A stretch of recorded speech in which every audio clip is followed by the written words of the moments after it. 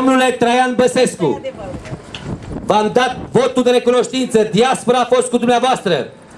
Dacă doriți să intrați în istoria românilor, ăia-i buni, ai României, faceți ceva pentru țară, domnule Traian Băsescu. Dacă nu, toți românii din Italia, din Spania, din toată diaspora, vă cer demisia!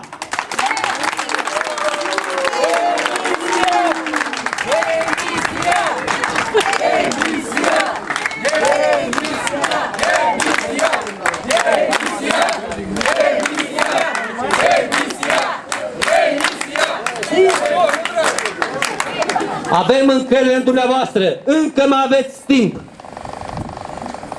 Se spunea la televiziune că leu crește în octombrie, septembrie-octombrie. Normal să crească.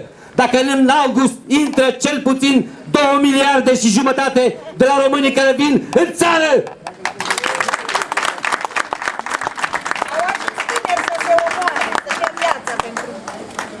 Suntem alături de cei care suferă în momentul acesta în țară.